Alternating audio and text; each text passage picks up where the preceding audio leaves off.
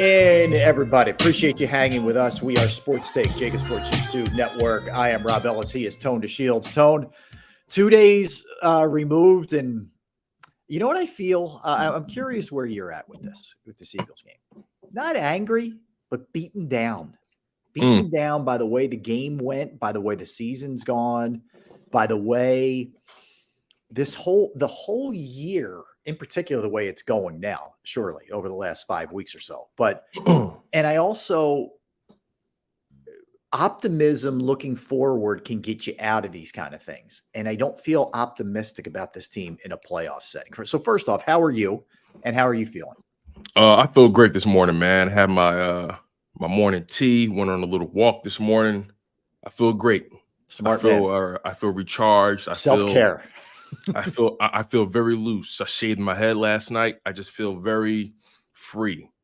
As far as the Philadelphia Eagles go, look, I'm not angry at the Philadelphia Eagles. I'm not down on them. Look, hard times come, hard times never last. You know, we're in a turbulent time because we're thinking about this in the micro. We're thinking about this from the next week's perspective and in the playoffs and all those kinds of things. And look, playoffs matter. You know, division titles matter. Super Bowls, they matter. Absolutely. And they matter to me. Like this entire season for me was Super Bowl or bust because we all knew what this team was capable of, right? We saw this team on the brink of a Super Bowl victory last season. So I entered this season almost literally like I enter every season. I'm trying to win a Super Bowl. I'm not trying to pussyfoot around.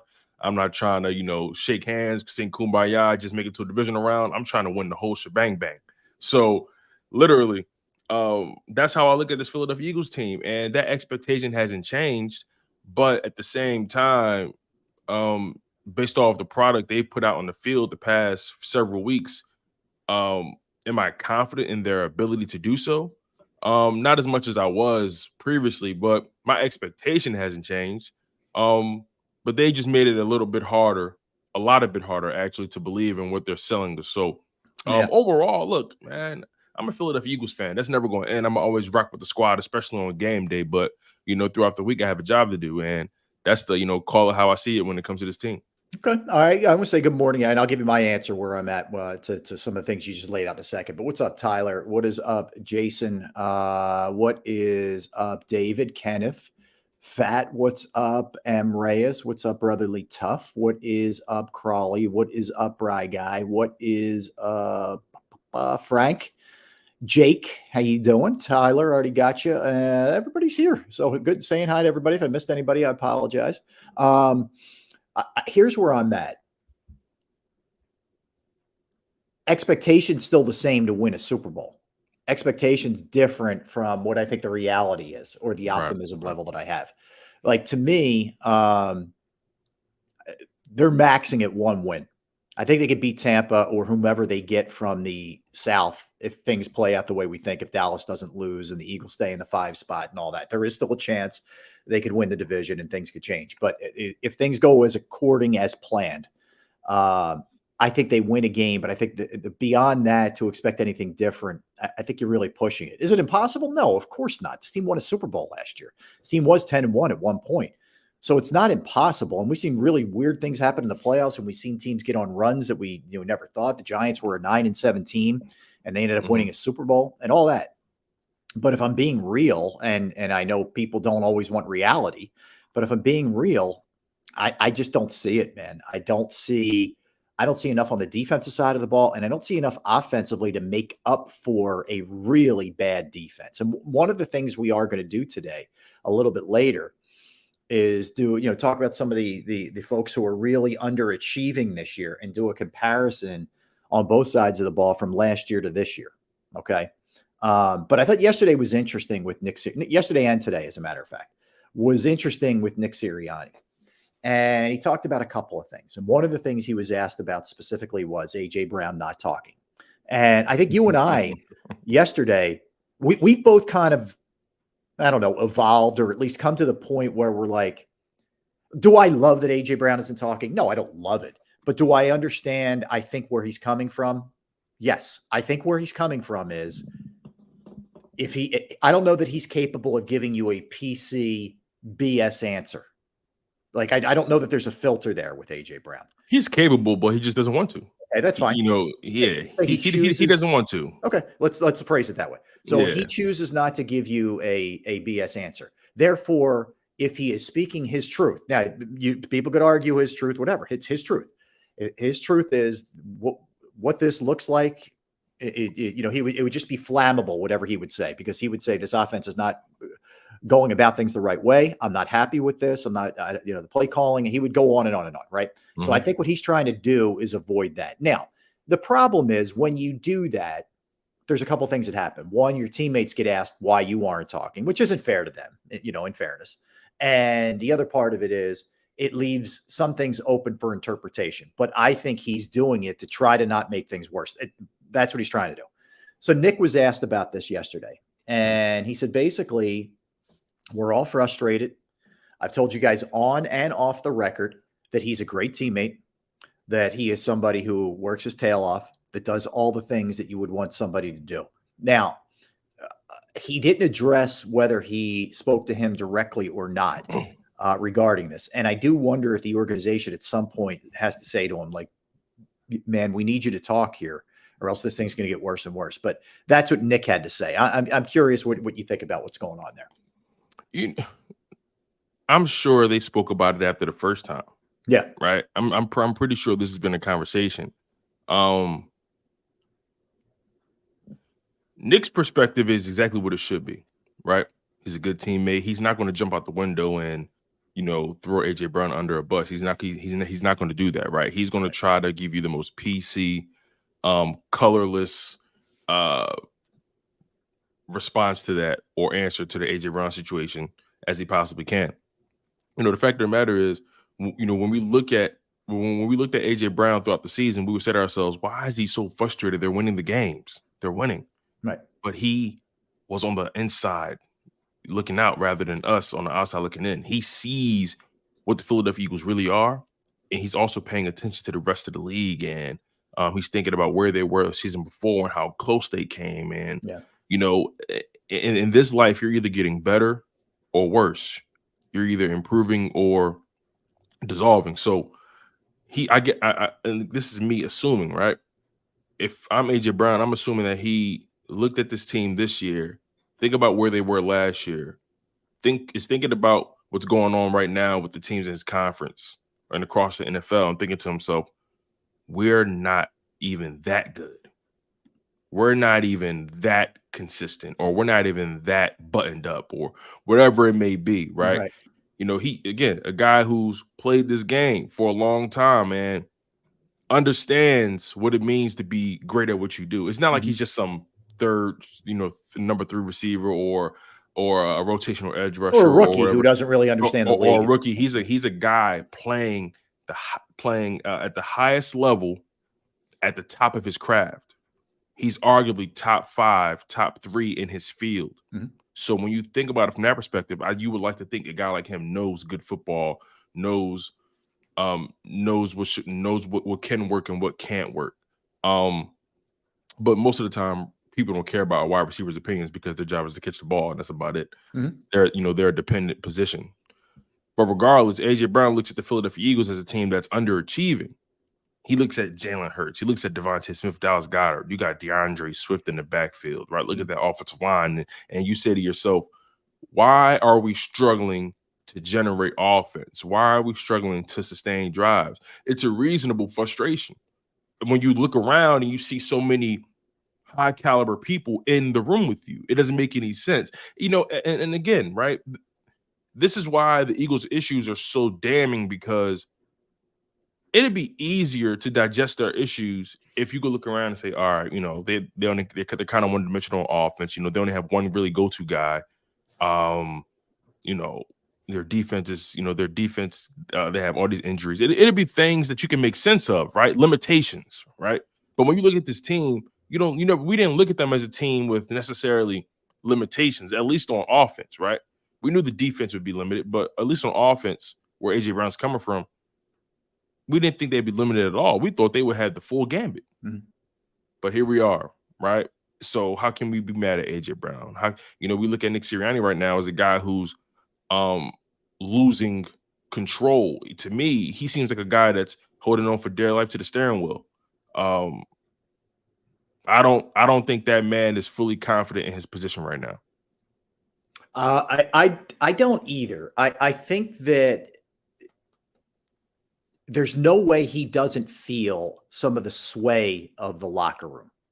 Right? Like, not AJ's not the only one feeling that way. He's the only one not expressing it. Other guys are giving you PC answers, which is fine. They're being pros. Okay. And other guys are just naturally positive. Brandon Graham's just a naturally positive human being. And think about the guys who just don't speak at all because they're not the ones you talk to after a game. Think about how much frustration they may have throughout the, throughout the week or on game day. Like it's 53, it's 54, 55 guys in that locker room. Like, well, think about it. If we're as frustrated and fed up as we are with the expectations that we had for this season coming as close as they did last year, what do you think especially the veteran guys are feeling? Without expressing it necessarily. So no doubt, I think he feels it. I think he feels it in the locker room. Mm-hmm. The other thing he discussed was he said he had no regrets. Now, to me, this goes above him, but we can debate that all we want. But no regrets making the change going to Patricia over Desai. Now, here's the thing: there's been no improvement. In fact, 3 games under Patricia, they're giving up 26.7 points per game as opposed to 24.7 points per game. So the teams are scoring 2 more per game. Mm-hmm. The other issue is in the last 3 games, Tone, in the second half, they've allowed 68 points. Okay. Now, I can give Patricia a bit of a break in the Seattle game because he took over that week. Okay. 50 points in the last 2 weeks in the second half. So obviously, I didn't think Desai was doing it. This is not like a Desai defense necessarily. Mm-hmm. I didn't think he's doing a great job. But clearly, you have a talent issue on the defensive side of the ball. You're not good enough.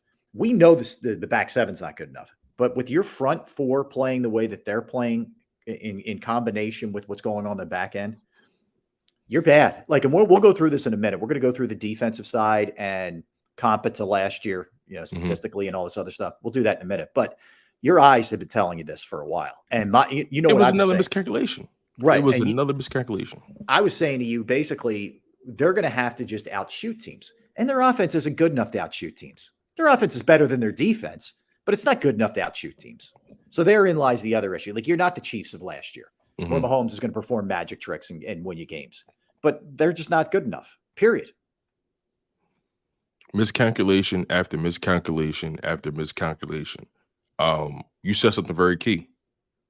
The fact that we knew this team was weak on defense, and Sean Desai wasn't really doing a great job. We had moments where we were like, okay, we kind of see what this defense can be when second half against the Chiefs or the Dolphins. Yeah, the Dolphins or the Rams. Yep. Shutting the Buccaneers down to 11 points. Now in hindsight, those teams are clearly better than even than we thought they would be. So, but we had flashes of Sean Desai's defense doing well. So we thought to ourselves, okay, can they string this together? Can they string this along? They showed they weren't capable of that, and a lot of us were under the impression, damn, is Sean Desai underachieving, which he probably was. He was. No one's going to sit here and say he was doing an amazing job. So I think we all welcomed a change, right? I don't think any of us, just based off how bad they were doing, any of us thought to ourselves, well, it can't get any worse, right? Right. But the way they handled it, not firing them outright, keeping them in the building, elevating Matt Patricia, it just created so much dysfunction. And I'm looking at Sean Desai as a guy who ultimately is trying to do the best he can with what he's given. Yeah, he's been a pro. That's the issue. He hasn't been given much. No. When you really think about it, now looking at the roster, no linebacker core really. The safety position is suspect. The cornerback position is suspect. The D-line at this point in the season now is suspect. 100%. So when you think about it from that perspective, to put Matt Patricia in a position where he obviously is going to benefit from lesser competition in comparison to Sean Desai, who just came off of losing to the Cowboys, the Niners, going up against those upper tier quarterbacks, right? Chiefs and Bills, yep. Chiefs, Bills, Cowboys prior to that. He had to go through a whole slew of quarterbacks and offenses, and you fired him based off of that. And then you put Matt Patricia in against the Seahawks, the Giants, the Cardinals, clearly teams that are nowhere near the caliber of those other teams. It's an unfair Totally. grading, or but all the more damning for the Patricia, because Patricia's numbers should be better. Exactly, and that's where I'm getting to. Yeah. It's even more damning. They thought they were covering themselves, but in reality, they exposed themselves even more that, hey, actually, this problem goes beyond your coaches. Now, Sean Desai doesn't look like the bad guy anymore. Right. Now, Sean Desai doesn't look like a guy that wasn't capable of doing his job. Right. Now, even Matt Patricia, right, if this thing goes south, which it already is, what can you say to him? Right. So now you went through two different guys calling the plays, and your defense still can't change the tone or make an impact. Yeah. That's an indictment on who else now? The guys in the upper room. Yep. So by trying to play damage control, they created a bigger target for themselves. Yeah. But again, another miscalculation. Now, this is the area you can look at this thing one of two ways. You can say he's wishy-washy, he's not really, firm in his convictions, or you can say at least he's being a human being and giving me a real answer. So he said, basically, that drive, the second to last drive, the one. Who are you talking about? Sirianni? I'm talking about Sirianni. Okay. I'm talking about yesterday at his press conference. Okay. So the drive that ended up getting you the field goal, which then the Cardinals went down the field and scored and ended the game, basically. So talk about that drive, which was terrible, right? And the third down play, which you called after a timeout, was Gainwell on a screen, which ends up getting Devontae Smith rolled up on. And I should have mentioned this off the top. It looks like it's just an ankle sprain for him. We don't know if he's going to be able to go this week or not, but it could have been a lot worse. So they're positive as far as that goes. Okay, that's good. But what he said was, you know what? Could I have been a little bit more aggressive on that drive, done things a little bit differently? Yes. Now that I look back, I'm not killing him for that one. I think he's being real about it. Nonetheless, what I will kill him about is you got to know at the time that your defense can't get a stop. And you have to take a shot to try to get that third down rather than go conservative there. And what my biggest issue is, you're throwing the ball to Kenneth Gainwell instead of trying to get the ball to A.J. Brown or Devontae Smith or Dallas Goedert. Or Swift even. Or even I have Swift. there's 4 choices I go to before I go to Kenneth Gainwell. Right. That's my big issue. Why isn't anybody thinking that at the time, whether it's you or Brian Johnson? And you had time. You called a timeout. Because I couldn't get the first play in initially. Right. I mean, but either way, you had plenty of time to think about it. And this is what we're going to draw up. That's my issue. Yeah. I'm watching the game. I'm so glad you brought that up, because I'm watching the game and I'm thinking to myself, wow, that's the best you were able to come up with. 1st and 20, 2nd and 16, whatever it was, 3rd and 19. Quarterback draw, bubble screen to Kenny Gainwell. That was the best that a Super Bowl caliber offense was able to come up with against the Arizona Cardinals. Eagles fans, let that settle in. Nick Sirianni and this staff, quarterback draw, bubble screen to Kenny Gainwell. This team was just in the Super Bowl last year, and that was the best they were able to come up with against the Arizona Cardinals. They're in a bad way. How do you repair that, RE? I don't know if that's something that changes. I don't know that it's repairable either, but let's take it a step further. Why are you really doing that? Are you afraid that your quarterback, who's turned it over a ton, is going to turn it over again? Now we're getting somewhere. Now we're supposed to have some uncomfortable conversations, RE. The Philadelphia Eagles, has Nick Sirianni lost trust in Jalen Hurts? And if he has, then we have bigger problems than we thought. I mean, you talk about a guy who you just signed to a $250 million contract with crazy guaranteed money, all those kind of things. We're also talking about a guy who's got 14 interceptions this year, right? Are you really, if that's 19 the case, turnovers to be in grand total? If you're that afraid, if you're afraid of your franchise quarterback throwing in that situation, then there's major issues here, Tone, that go way deeper than even we thought. But I don't know what I draw 2 conclusions from that play call. Either you're afraid he's going to throw a pick, or you're absolutely out of your mind, like clueless. Yeah. Like you're not getting A.J. Brown or Devontae involved. And look, here's the thing, man. We're not going to sit here and pretend like Jalen Hurts has been a turnover nightmare his short-lived and 4-year career. That hasn't been the case for him at all. Yeah. You know, in 2021, he had 9 interceptions and 1 lost fumble. That's 10 turnovers, right? In 2022, he had 6 interceptions, no lost fumbles. So he went from 10 turnovers to only 6 turnovers. And then in 2023, he has see, they keep saying he has 18, so I guess I'll just roll with it. He has 18 total turnovers. I guess you know what I think? I think they took away that fumble on the quarterback sneak against Washington. Remember, he fumbled the other quarterback sneak against Washington, and it was a botch snap. I think they took that away from his ledger. But anyway, he has 18, according to ESPN, he has 18 turnovers on the season in 2023, right? That's more than he had combined over the past 2 seasons in 2021 and 2022. Yep. So this isn't a trend for him. So for me to lose trust in a guy who was actually playing very well all day, was very accurate, was getting the ball out of his hands quick, was diagnosing what he was seeing, had no problem really all game. And it's 1st and 20.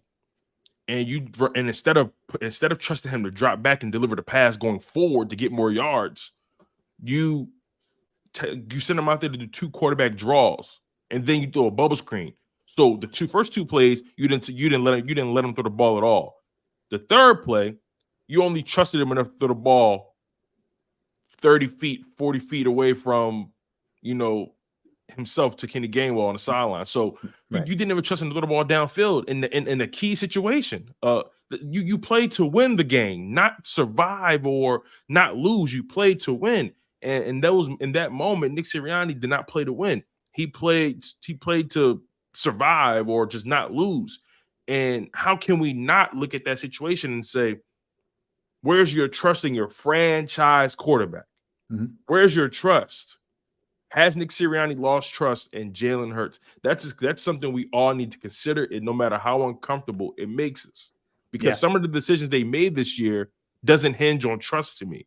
It hinges on fear and self-preservation. You follow me? Yeah. Well, the other part too is like I wonder, as much as we're talking about and concerned with how AJ Brown feels or whatever his psyche is, what do you think Jalen Hurts is thinking right now? Like, what do you when that play is they're over there talking about it? Hey, this is what we're going to go with. Like, what do you think he's thinking? Like, dude, we're doing this. And I think that's something that people are starting to get on Jalen Hurts about, right? Look, the turnovers are what they are, and they make us upset. But I don't think we're looking at Jalen Hurts as some turnover machine, right? I think he's going to right the ship in that regard in the long term. Every quarterback has that year or two where he just turns the ball over a lot. Every quarterback goes through that phase. So I'm not worried about that, right? But, geez, where was I going with this? So you're not worried that he's going to be a turnover guy. They should have trust in him. And when a call like that is brought in, what is he thinking? Yes, what is he thinking? When those plays come in, right, and he goes back to the huddle, I'm so curious to know what the rest of the guys are immediately thinking. The moment the play comes in, what do they say to themselves? It has to be someone that says, someone has to huff and puff. Someone has to just sigh in disbelief. There's no way they go on those huddles and they're fully confident in what's going on. And when you're not confident in what you're doing, you don't approach it with max effort. It's only natural. These guys are burnt out by the monotony of their head coach's game plans. That can it's like, and I hate to compare these grown men to children in the classroom, but just think about if you're your wife's a teacher, right? Yes. And she teaches what grade? She teaches 2nd grade. He teaches 2nd grade. So what age is that typically? 7 or 8. 7 or 8-year-old kids. You have your own children who are adults now, young adults now. Yep. Tell me sometimes they act like they're 7 or 8, but yes, correct. So tell me how difficult it is keeping a 7 or 8-year-old stimulated. Extremely. Like, I'll give you an example, Tone. This is the day of school. They went back to school today. Okay. This is the day she dreads the most because the kids have been off for a while. It's the hardest day to rein them back in to try to get them to dial in on the lesson plan or whatever you're trying to teach them, because they're all over the place because they're accustomed to being, at home and doing whatever they want to do. So it's a perfect example. It's a hard day to rein them in and get them stimulated or locked into what you're trying to do. Exactly. So, when you think about these guys and with your wife with her lesson plans, I'm sure she has to go above and beyond on that day. 100%. Just to keep the kids stimulated and locked in and entertained, and as the school year goes, okay, you guys, we're gonna, at some point you're not gonna reinvent the wheel, so you got to find new ways to just reinvent the same lesson plans, whatever. I mean, you got to be creative. You got to get these guys involved, excited. You know what I mean? Interactive. I don't think this coaching staff has done enough to keep this offense, to keep their dogs well fed. I agree with you. I don't think they've done a good enough job keeping their guys stimulated throughout the long, grueling NFL season. Yeah. It's lacked all year creativity, especially on the offensive side. I think on the defensive side, you lack talent.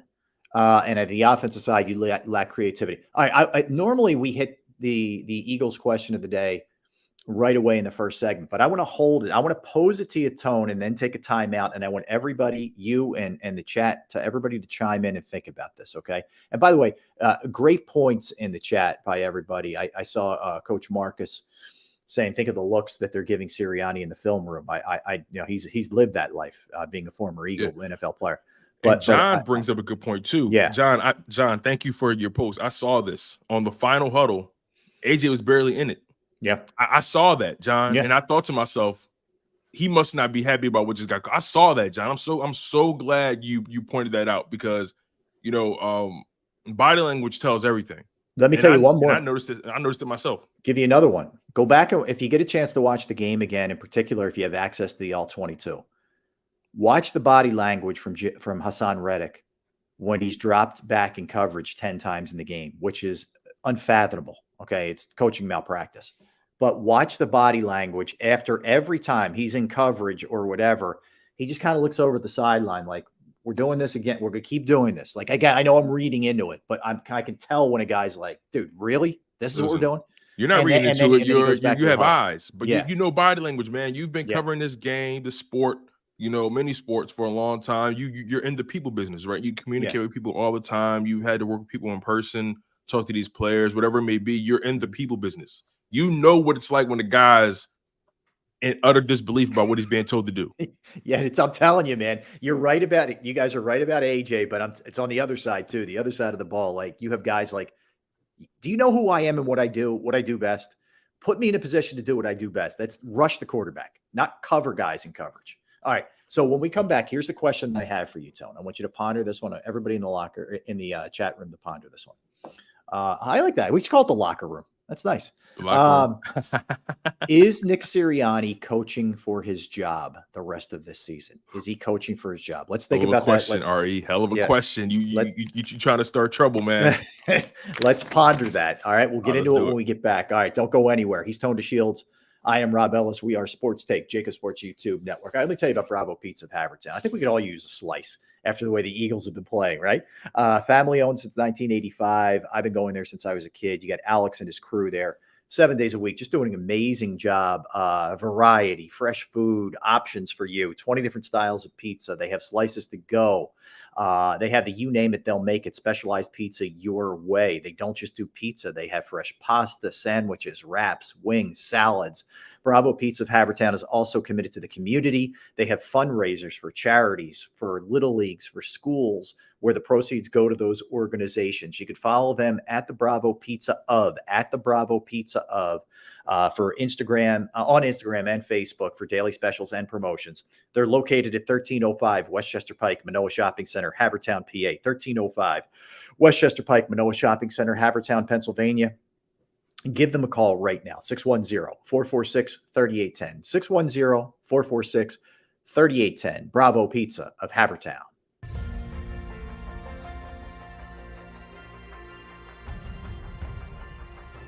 I remember getting my heart broken when they lost the Super Bowl in 2004.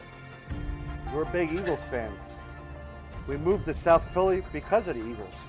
When they won, we went straight to Broad Street and everybody was going nuts over there, and it was just a memory that you'll never forget.